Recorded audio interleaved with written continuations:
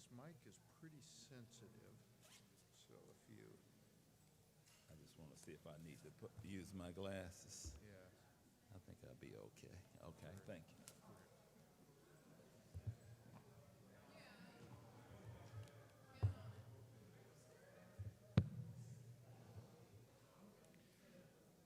Good evening. Welcome to East Georgia State College.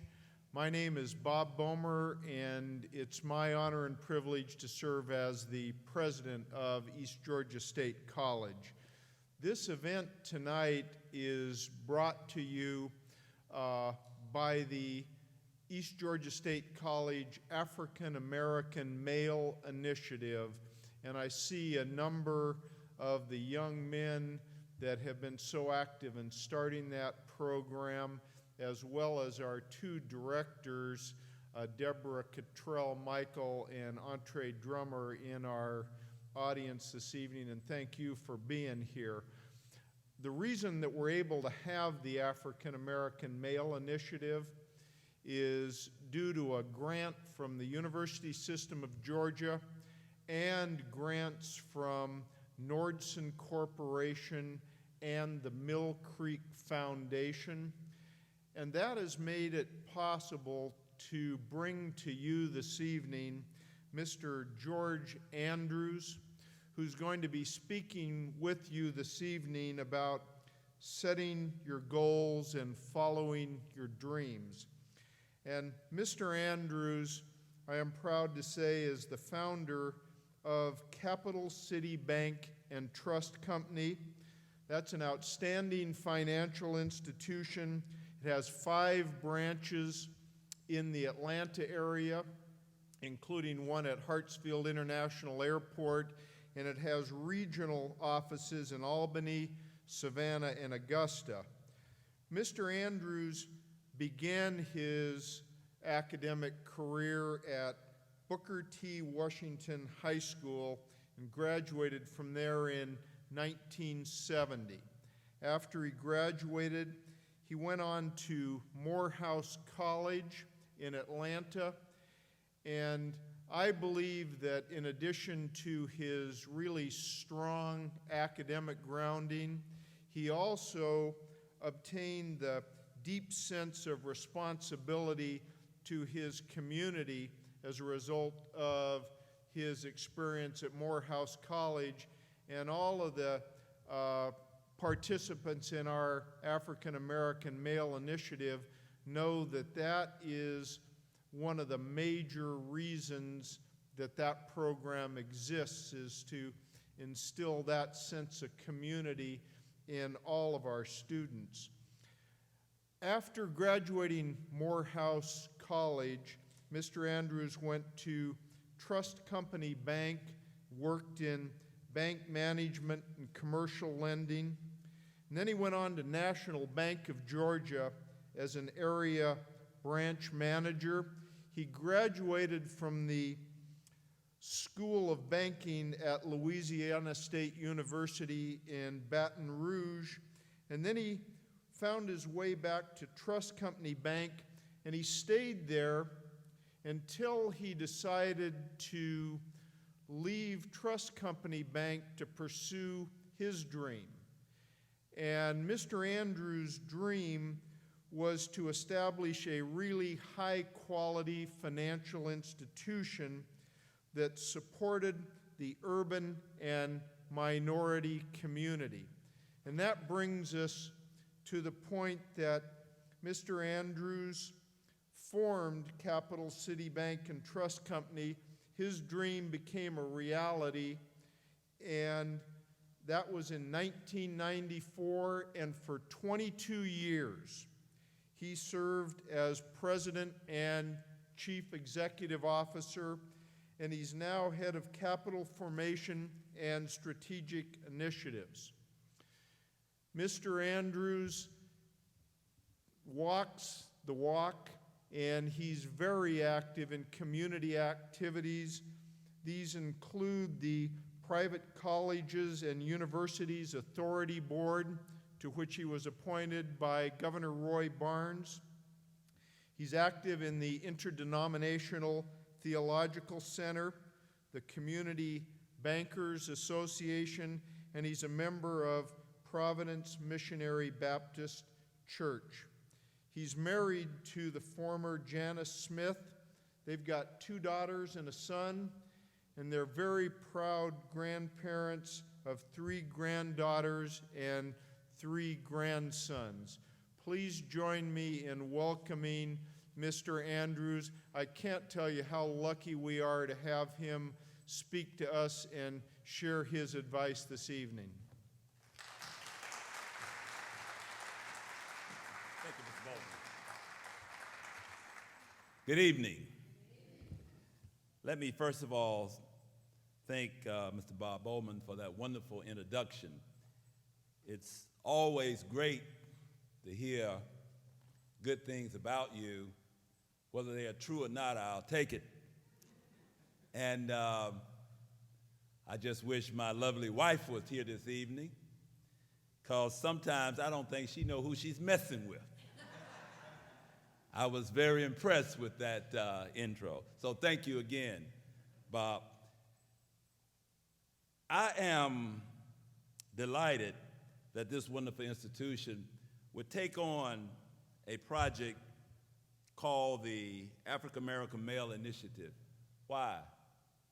Because we as African American males, we almost a dying species. And I really mean that. Being attacked from every angle you can imagine. But I come from a place, from an environment, from a family where we know whenever you have hope, you have a way. And my mission here tonight is to make sure that hope burns internal and not only motivate you, the African American male, and anybody else in this room to go on and do what God intended you to do, but to inspire other people to do what they need to do, and you become an example for other people to follow. One of the biggest things that I pray for is that I can be an example. I can light a fire under somebody that will make them be the very best that they can be. That is the greatest reward that I can ever have, is to light that fire and to make sure that that person will go on to be the very best that that person can be. So my topic tonight is something that's near and dear to my heart because I've lived by it for so many years. And the topic is small-minded people. Small-minded people can never block the vision of giant dreamers. Small-minded people can never block the vision of giant dreamers, for you see over them, above them. I'm fascinated with a sociologist and a researcher by the name of Phil Jackson. And a lot of you hadn't heard of the Black Star Project, but he wrote a paper, did research on the African American situation, if you will, that basically deals with the African American male, but deal with us as a people in terms of where we came from and where we're going and what we must embrace in order to be the very best that we can be. His research is titled, "With No More Cotton to Pick, with no more cotton to pick, what will America do with 40 million black people?" With no more cotton to pick, what will America do with 40 million black people? America is now getting out of the black people business. 47% of black men I want you to listen to this, black men, black students. 57% of black men are not working in Detroit. 56% of black men are not working in Buffalo. 55% of black men are not working in Milwaukee. 54% of black men are not working in Cleveland. 52% of black men are not working in Chicago. And in Atlanta, Georgia, 45% of black men are not working. This is a trend in every major city and rural community in America. What will America do with 40 million black Americans now that there is no more cotton to pick? Keep that in your mind. Philip Jackson's research reveals that we are a people with enormous resources. He said, how can that be if we're not picking cotton? Where are we getting the money? However, these resources are misguided. Now, what am I talking about, resources? We as black Americans cannot sit back and wait for the government to save us. We must make the changes ourselves. Now, here's what I mean by the resources. Pay close attention to this. Annually, and I'm glad to see that we have such a mixed audience because we need to have encouragement, understanding, and guidance so that we can stay on course, so we can stay on point. Annually, black Americans generate about $1 trillion. That's spending power. 1 trillion, not billion. $1 trillion. However, a 2010 report by Target Market News shows that we don't use our dollars wisely to improve our plight in America. For example, in 2008, some of our collective purchases included $26.9 billion for clothes. You know, as a black person, we like to be sharp. I'm just going to be honest. Don't you like this suit and tie and suspenders? We want to be sharp. But $26.9 billion in clothes, $12.9 billion for household furniture and equipment, $31.5 billion for cars and trucks. Do you realize we as African Americans purchase 35% of Escalades? We only comprise 13% of the whole population, but we can purchase 35% of Escalades. Now, I don't know what the cost of an Escalade is because I drive a Tahoe, but I guarantee you it's somewhere in the $45,000 or $50,000 category. And we purchase 35% of those automobiles. We purchased $17.2 billion for phone service. It amazes me. I'm in Atlanta, and I'm looking out of my window, and I see people walking to the unemployment office on their telephone. Why would you have to pay a telephone service fee if you're unemployed? It took me, I'm the president CEO of a bank. It took me 10 years into the banking business before I even had a cell phone. Didn't want it. But we spend $17.2 billion for phone services. We spend $4.5 billion for consumer electronics, excluding computers. Excluding computers. We spend $3.1 billion for entertainment and leisure. We spend $2.8 billion for alcoholic beverages. I said a little joke when I was on my way down here. I stopped by the corporate attorney's office, and he said, would you like something to drink? I said, sure, give me a Bud Light. And he looked at me very seriously because I thought I was saying it for a joke, but I guess he thought I really meant that because we spend a lot of money on alcoholic beverages. And we drink good stuff, Cavassier, Hennessy, no cheap stuff. No, we don't do that. If we're going to drink, we're going to drink the good stuff. So we spend $2.8 billion for alcoholic beverages. Unfortunately, and listen to this, unfortunately, the only category where we showed spending restraints was on books, for which we only spent $289 million. We spent more on fingernails, ladies, let me see those nails, pedicures, and beauty supplies than we do on books and other reading material.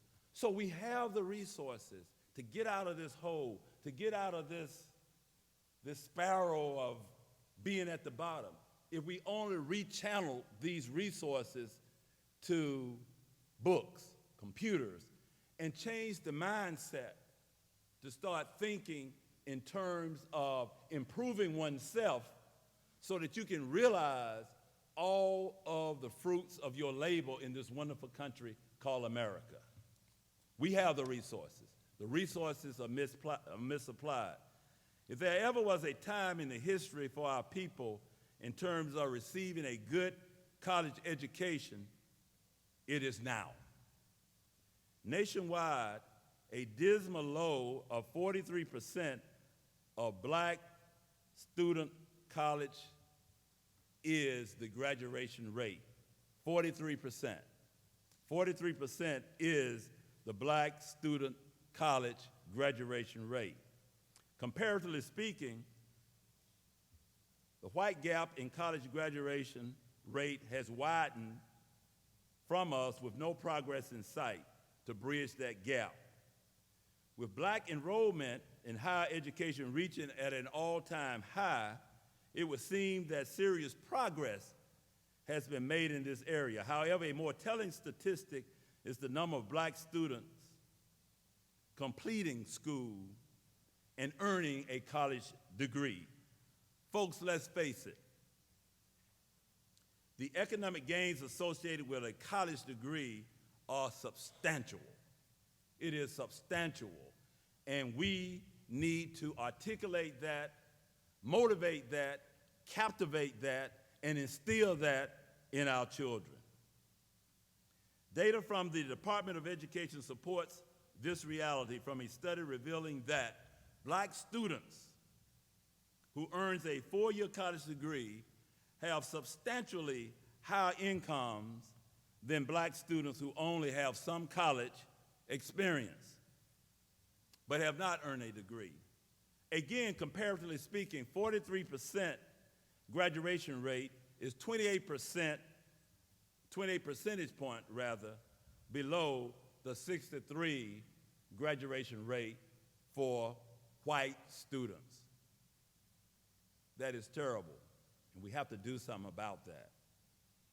We can and we must do better. Now, as bad as the graduation rate for black students is as a whole,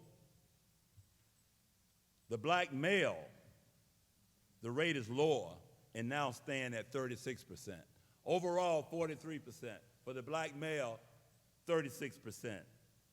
However, over the past 16 years, black men have improved their graduation rate from 28% to 36%. Black women are outpacing black men, turning in a powerful performance over the past 16 years. Black women have improved their college completion rate from 34% to 47%. At Spelman College in Atlanta, the graduation rate is somewhere in the neighborhood of 86%, one of the highest in the country. This is all according to the Journal of Blacks in Higher Education. If these statistics do not cause alarm, just look at the graduation rate of African American students at the nation's historical black colleges, where the graduation rate trend is much lower. And you would think it would be much higher, but it's much lower. So let's set the record straight. The primary reason for these low retention and graduation rate rests with a lack of economic resources from the community. The United Negro College Fund, the National Alumni Council are just two of the institutions that are key to taking resources from the community out of the majority community and channeling those resources back to the community. We need to do that. But we also need to give to our alumni associations so that we can capitalize our colleges better to do the job that they need to do. There are obviously a lot of benefits associated with getting a good college degree. And I stated earlier that you make a substantial better life for yourself in terms of income when you have completed your college education. Which brings to mind the incarceration rate in the United States of America, which is the highest in the world. As of 2009, the incarceration rate was 243 per 100,000 of the national population. That is 0.743%. While America represents about 5% of the world's population, get this, we represent 5% of the world population. Nearly 1/4 of the entire world's inmates have been incarcerated in the United States in recent years. So 1/4 of the people that are incarcerated in the world are in the United States. And we only represent 5% of the population. The United States, again, represent 5%. Now get this, and this is what I want to zero in on and want to pay close attention. Black Americans, males, make up 52% of all inmates in the United States. There's over 2 million incarcerated in this country, and we represent 55% of that. And we only make up 13% of the population. So you see why it is important to have this African American Male Initiative. We look at the low rate of graduation completion, and we look at the high number of incarceration. And I'm talking to us today as a family, black and white, Hispanic, Asian, whatever, that we together must change these statistics. We can't survive as a country operating in this manner, especially being in the richest country of the world. If a black America is to survive, Mr. Jackson stated, there's 5 keys to fixing our economic and social problems. He states, number 1, rebuild the black family. Every major problem in the black community, including poor education, massive unemployment, senseless violence, hyper-incarceration, lost spirituality, low-quality housing options, and high mortality rates can be traced to the disintegration of the black family. Number 2, provide black boys with strong, positive black men as mentors, role models, and particular to connect them to their fathers.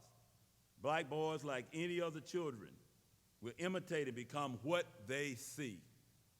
It is crucial that black children see strong, positive black men. Control the negative peer culture and electronic media, the social media. We got to be careful of that mold many black boys and men into violent, irresponsible, and uncaring human beings. Either black people will control the media that we consume, or the media will control us. Understand that for the rest of our existence, and I know Madam Superintendent will agree with this, black people will live in a STEM world.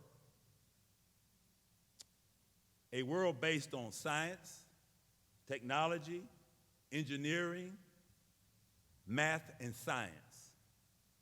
If we are to survive, it will be because we understand and master STEM. We must teach black children accordingly.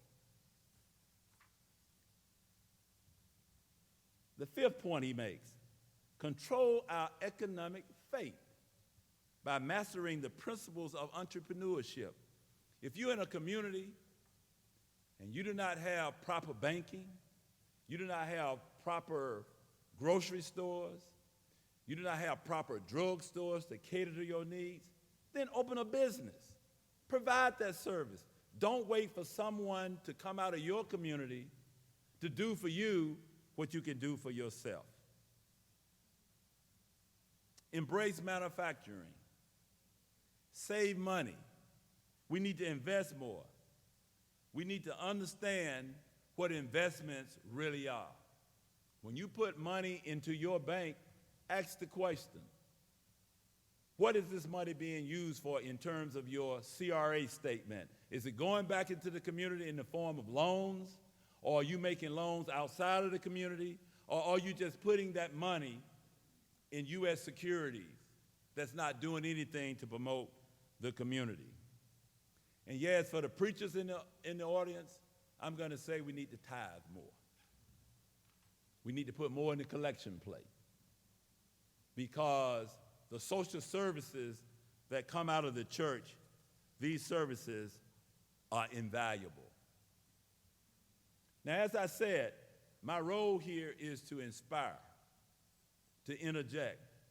So I didn't come here preaching gloom and doom. I wanted you to have the facts. I wanted you to know what you're up against. But I'm going to use myself as an example.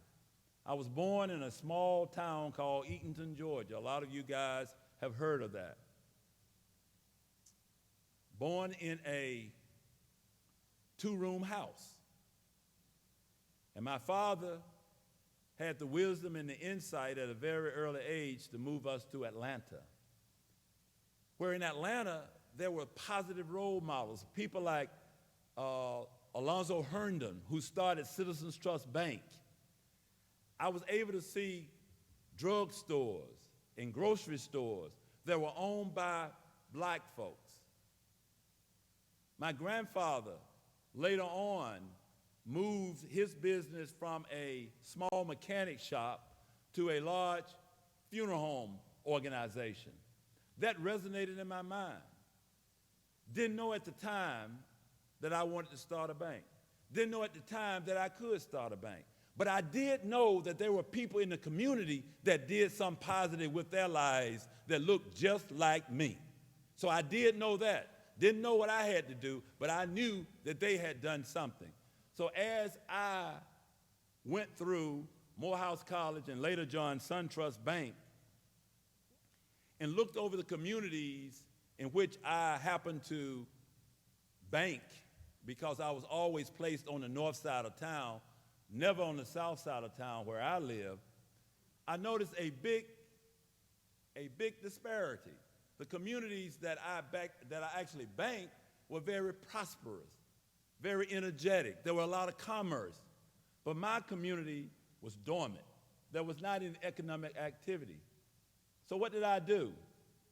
I said, let me take the resources, let me take the experience that I gained over the years, and let me start a bank. Why? Because I knew we needed a bank that would be owned and operated by the people and that would address the concerns of the people. So I came home, I told my wife, was very supportive. I told my father, was very supportive. And I told friends and neighbors that wanted to know, was I kidding to leave a well-established organization like SunTrust, where I had risen to be in senior management? And they said, when you say start a bank, do you mean a bank like Bank America, SunTrust? Or are you talking about maybe something like a credit union in the basement of the church? No, I said a bank that will compete with the SunTrusts, with the Bank Americas, with the Wells Fargos, with the Chase. I'm talking about a bank like that. They said, how much does it cost? Or how much capital do you have to raise to start a bank? I said $5 to $6 million. Well, the Georgia Department of Banking and Finance, when they approved our application, said I must raise $6 million. I said, no problem. We can do that. But it was a major problem. It was a major problem. I thought that I could go to the athletic community and get a lot of athletes to sign on to Capital City Bank in terms of our mission. Why? They blow $15,000, $20,000 a weekend on having a good time.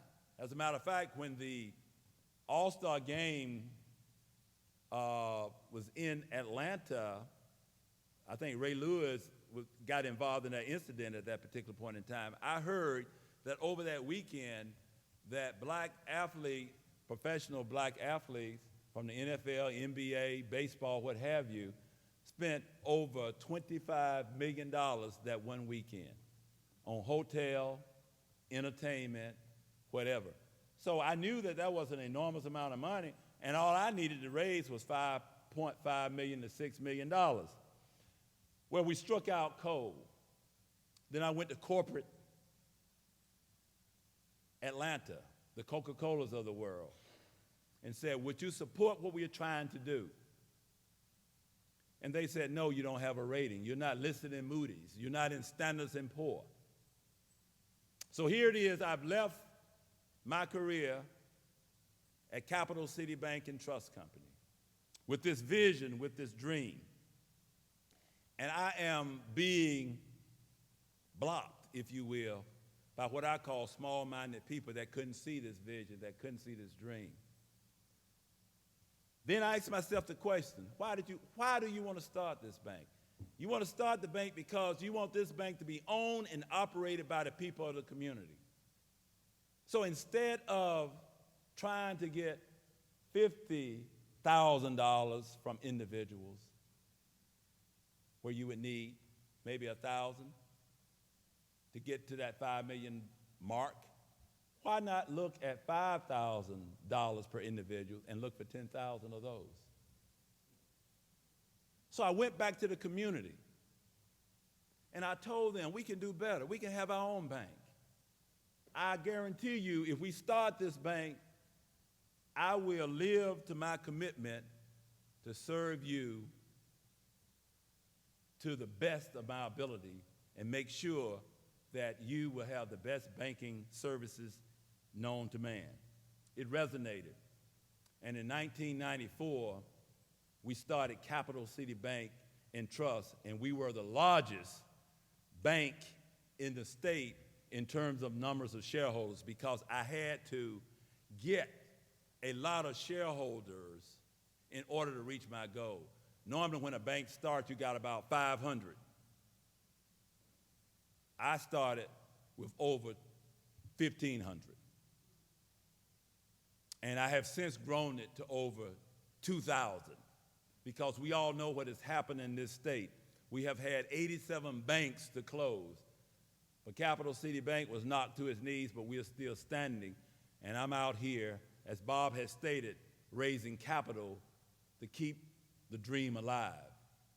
But I face small-minded people every day. You face small-minded people every day. What are you going to do when they tell you no? What are they going to do when they tell you you're crazy? What are they going to do when they tell you you are a statistic, you're going to be in jail, or you're going to be killed? What are you going to do? You're going to look over them because they cannot block your vision because you are a giant dreamer. And as long as you keep that in its proper perspective, you will endure. George Washington Carver stated it best when he said that people search all over the world for the keys to success. If they only knew that the key to success lies within. It lies within you. You determine who you are, where you go, what you become.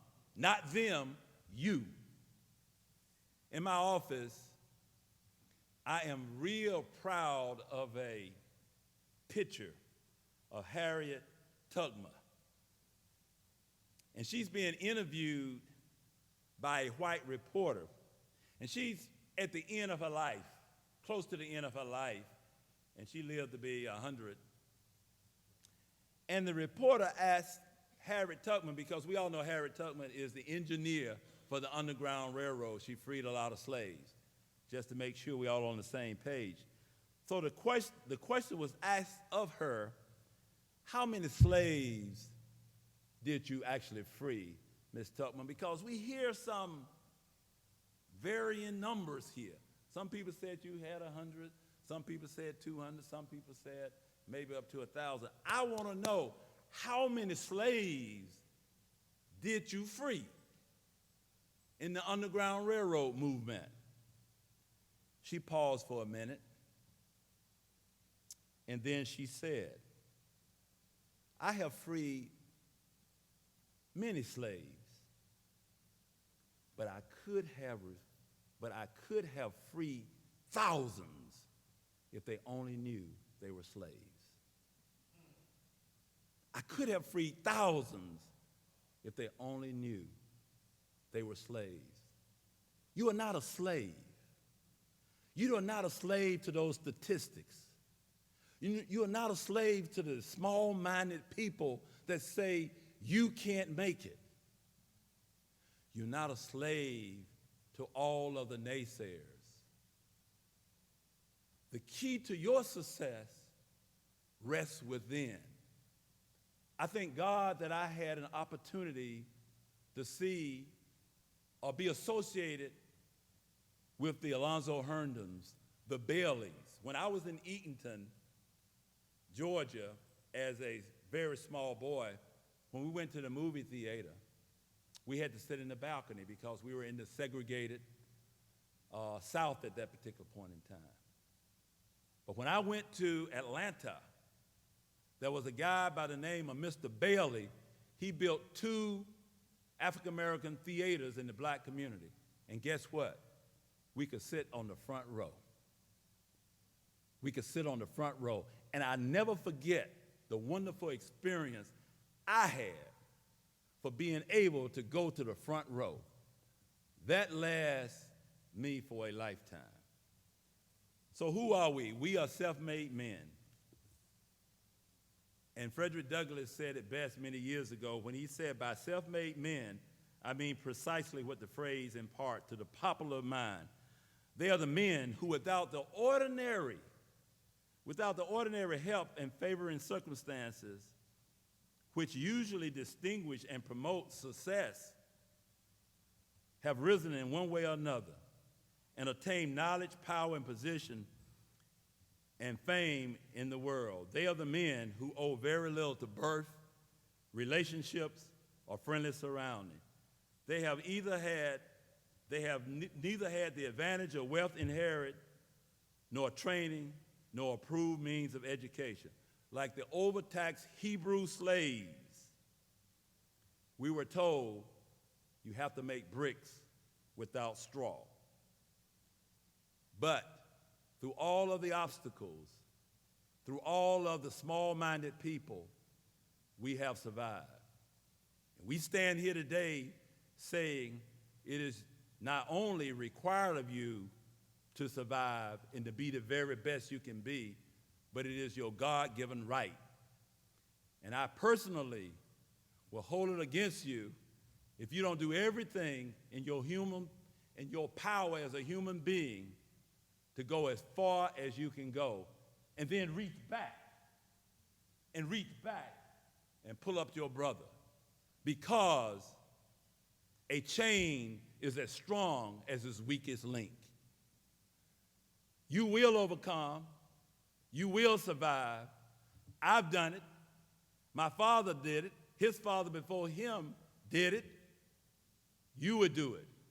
And I'm simply here tonight to tell you, small-minded people can never block the vision of a giant.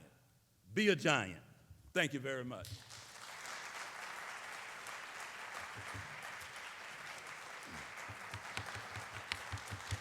Thank you very much.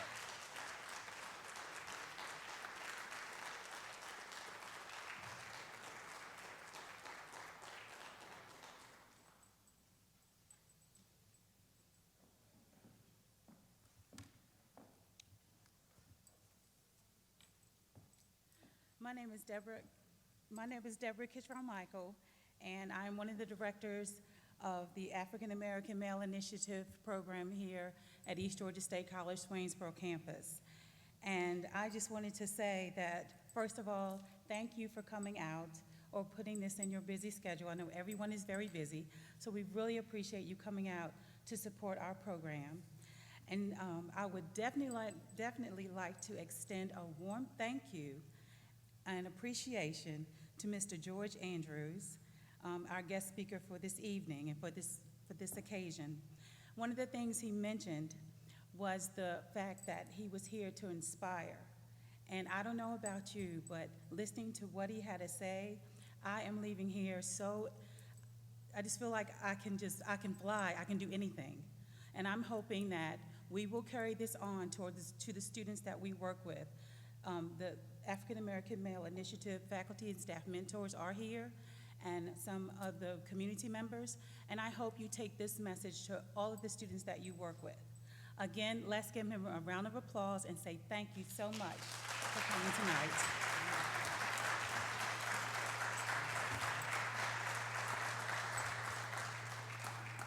There are refreshments in the rotunda and right outside in the lobby. Thank you.